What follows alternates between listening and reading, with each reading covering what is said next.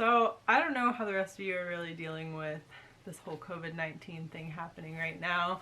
I think a lot of people are kind of on one fence or the other, and that's the I don't want to talk about it, I don't want to hear about it anymore, it's everywhere, I just want to hear about something else. And the other group is the that's all I want to hear about, that's all I want to talk about. And I'm in that group. All I've been doing recently is just checking the news, checking different news. I'm checking local news, I'm checking international news, I'm checking just like national news, just for anything. And it's like this desperate need to get an answer. And there's no answers, but it's like I'm looking for it in every new article that's coming out. I'm looking for it back in ones I've already read. Just anyone to be like, I have the answer, I have the solution. And it's not out there. I understand that we're in a place where it is going to get worse before it gets better. Outwardly, I'm trying to be calm. I'm trying to be like, okay, keep calm, carry on. This is the way it is. This is the way we're handling it. But in the back of my mind, there's like this anxiety, and it's like I'm holding back this panic all the time because it's like, okay, but what's tomorrow gonna bring?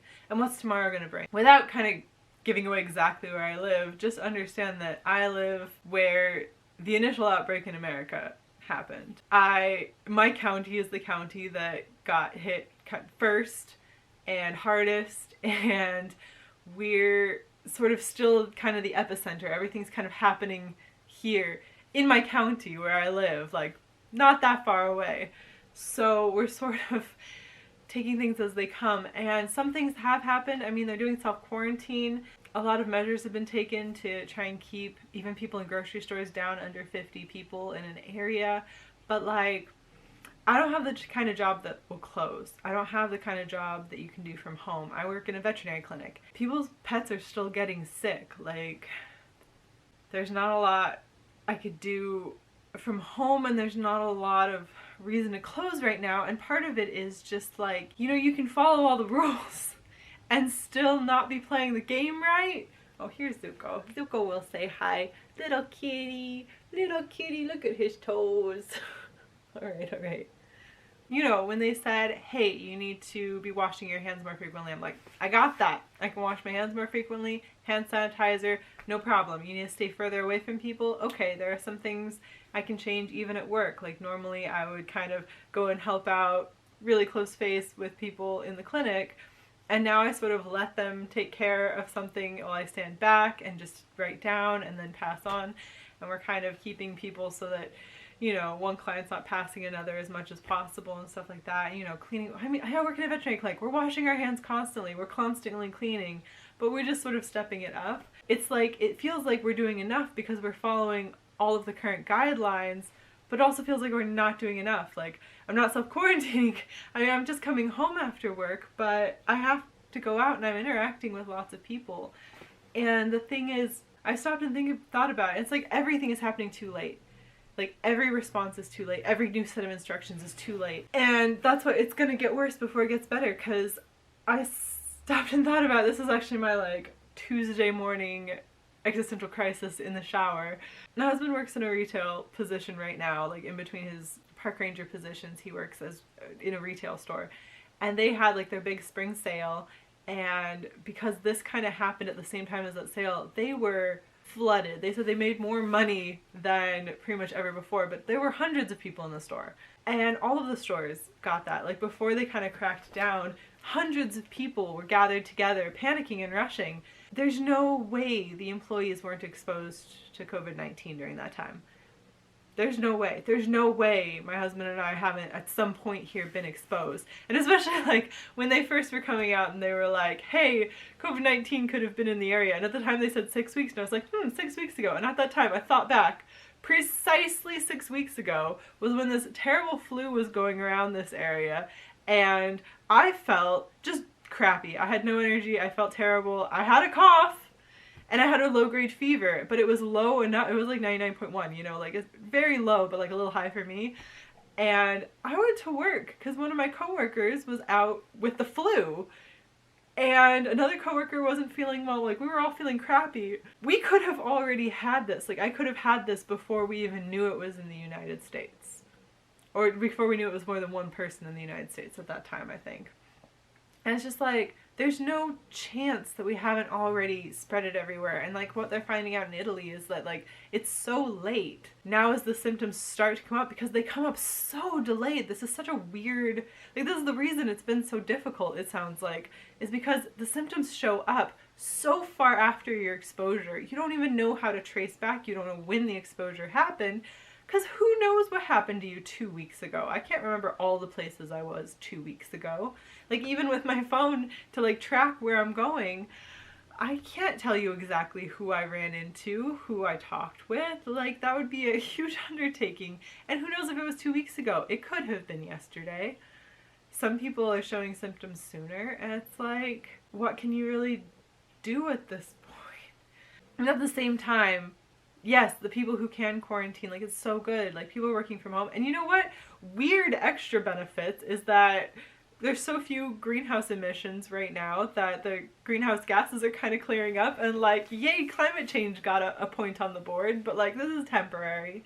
But then how temporary? Because then they're talking about how it might take 18 months before we really have this under control. In 18 months. Life will be different by that point.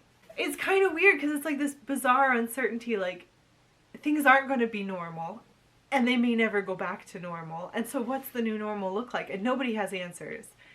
And so there's just this background anxiety. Like, I currently am still working because my job is still open. We're flooded. Oh my gosh. Okay, all the people who are staying at home with their pets, who are just like trapped indoors, and they are just thinking about, oh, these things that I probably should have gotten done all this time ago.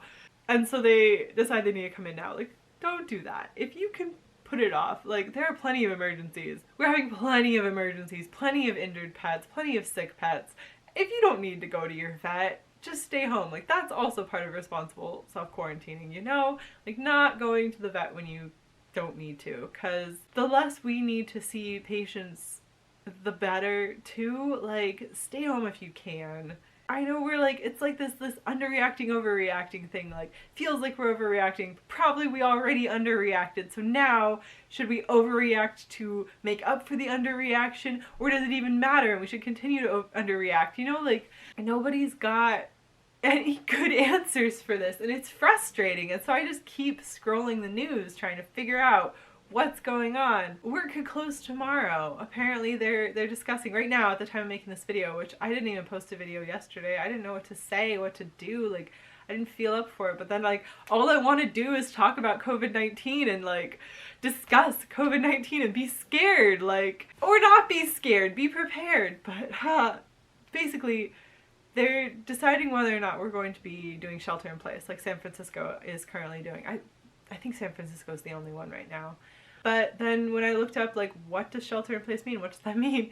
They were like, here are the things that are affected, and here are the exceptions. And, like, the exceptions were ridiculous. It was, like, everything. It was, like, if you have anywhere to be or anything to do, then you don't have to. And I was like, well, then what's the point of shelter in place? If, like, everyone's the exception and nobody actually has to do it. Like, I'm just so confused. And obviously, we're all confused because everything that's coming out from our government, at least here in the US, has been lies, straight up lies. We've had plenty of straight up lies since Trump took over presidency, but like since January, just blatant lies. The information didn't even line up. And then just lack of information, just not passing on everything. And it's just been a frustrating, everything's been frustrating. And every time you hear like, oh, there'll be test kits out, you're like, no, there aren't test kits out. Now, these people can't get tested even though they have the symptoms. Like, you can't get masks. And the hospitals around here are starting to ask people if they can donate masks. And like, if you've got masks to donate to the hospital, you should. But at the same time, like, should you? Like, you do panic. Like, you already panicked to buy all those masks. Only the people who are panicking bought all those masks. You know what else people bought a freakish amount of? Guns. People are buying guns because they're scared.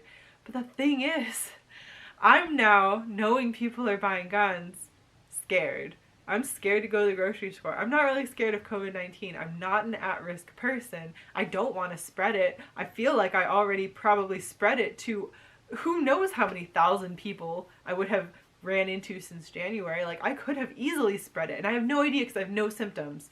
And back when I did have similar symptoms, it wasn't here, is what we were directly told. It isn't here. So I could not have known.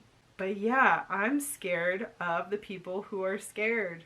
I'm afraid to go to the grocery store right now because a friend was telling me about, and she, in a different state even, how she went to get groceries and police had to be called because a fight broke out in the line at the checkout. I don't want to deal with that. It's scary. And it's scary knowing so many people are getting guns and then sitting at home with their like hoard of toilet paper being scared or being bored or like a combination of both. And the thing is, like, we know two things.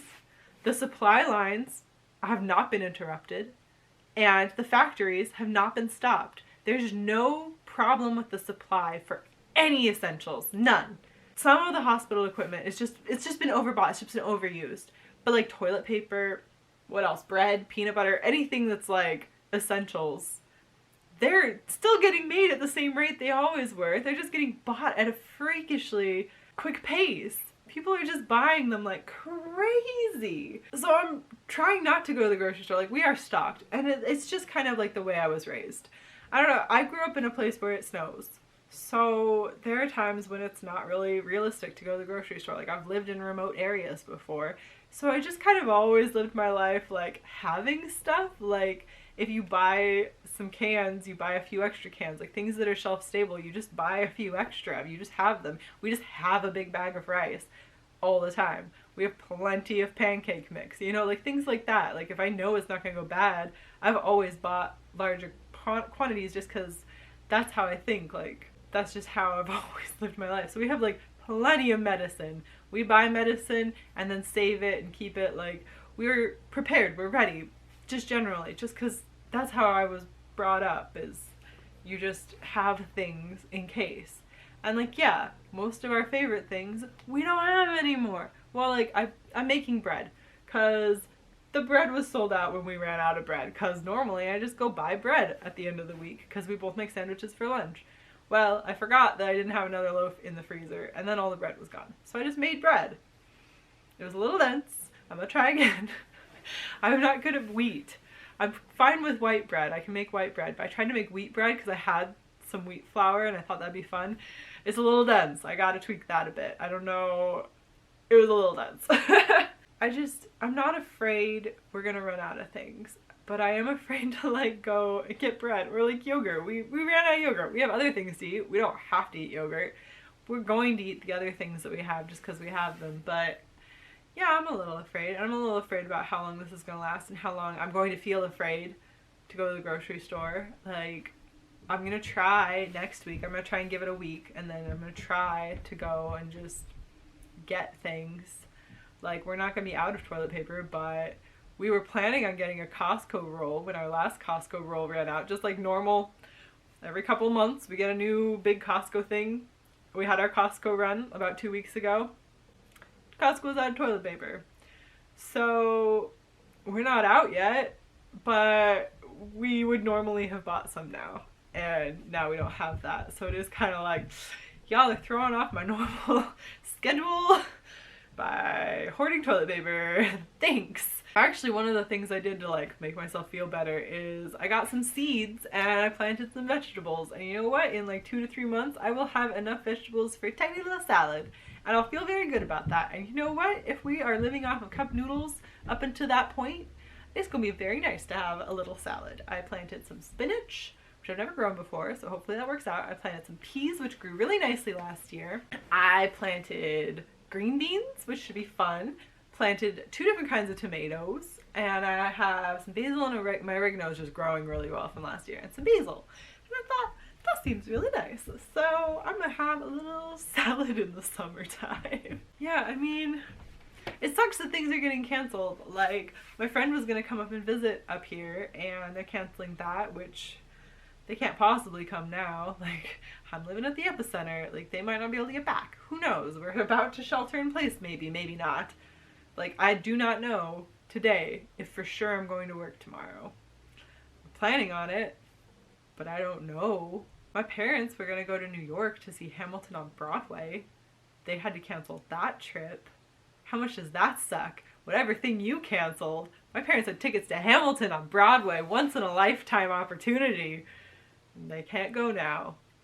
But like, it doesn't suck as bad as the people dying. Like, kind of have to come to terms with the reality that probably you will know someone who will die of COVID-19. And like, there won't be a vaccine until probably next year. There are already people who have died. There are people whose family members are dying. There are people who are dying themselves. And it does suck. And it sucks way more to know that our government is doing nothing. That the state government is doing their best, and the federal government, like, why? This is gonna sound really dramatic and really extreme, but like, just know that this is because of this incident. This isn't like, I'm not being crazy here, but like, why have a government if they're not going to do anything in times of crisis? Like, what's the point? Understand when I'm saying that it's because of the frustration of not knowing, and knowing that we've known too late. That should we do shelter in place, all it's going to be is everyone kind of waiting as people start to develop symptoms. I don't know, I'm just like frustrated and annoyed and sad and don't know if I'm doing enough. And oh, we get to see both kitties in this video. Hi, how are you doing? Are you stressed? You stressed out, boy? This has been a very stressful, trying time in your life. Pi got some catnip not too long ago. Oops. Yeah, like we're fine. We're going to be fine. It's very stressful. I've been working very hard. Actually, my husband's been working very hard because he's in retail, and they have been so busy since this started. It's been nuts. He's actually working 12-hour days right now. It sucks that much. So like, cut us all some slack, and please stay home if you can help it, because it's a lot.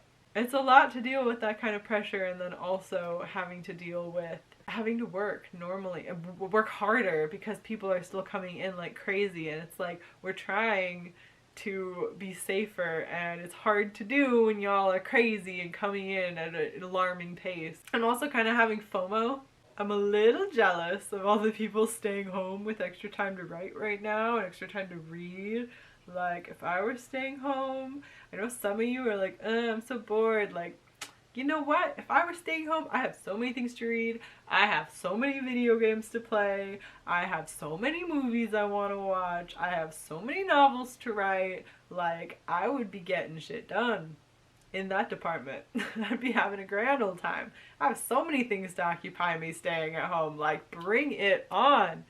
But at the same time, like, I understand it's better that I'm out there making money, but like, I do have the fear of missing out thing where people are like, everyone's gonna have a novel finished by the end of this, and I'm like, I can't think about writing a novel because I'm so tired when I get off work because I'm so busy from all the people who are at home with their pets and like, I should go to the vet.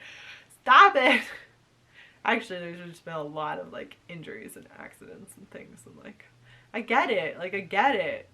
I just thought we'd slow down a little bit, and no, it's been so busy.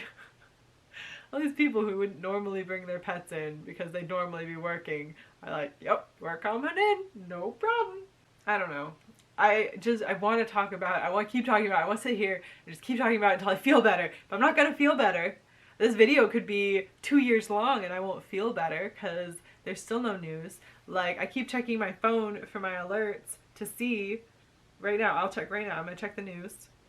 Hold on. Let me see if there's anything new from when I checked it before I started making this video. Wait, there is something new. Okay. And our death toll in this state is now 70. And we're probably looking at days in the future where that's like 70 in a day. Things aren't good. They're not. And I really respect people who are like, let's try and make the best of it. Like, let's keep a happy mind. Like, I really respect that, and I think it's good, and I think people need it, especially people who are actually suffering and need something to like keep them going. This isn't that kind of video. I'm freaking out a little bit. I know people who wouldn't do well, and I know they can't get tested, and I know nobody's really able to get tested, and I know there's no vaccine. And I know the chance of survival decreases with age, and like I know a lot of things about it because I keep reading, keep looking for all the experts, and I feel like you're probably in the same boat if you're still watching. The best we can do is just be kind and just talk about it, because for me I feel a lot better. You know, I feel like people say that about when like something bad happens. They're like, they want to talk about it, but it feels like other people don't want to talk about it. Talking about it does help. Remembering does help. Knowing other people remember does help. Knowing other people like also want to talk to you, and that you're not kind of a freak for not being able to let go of something does help. Keep as calm as you can. You're not crazy. If you're freaking out, it's not rude of you to want to have a little bit of a supply.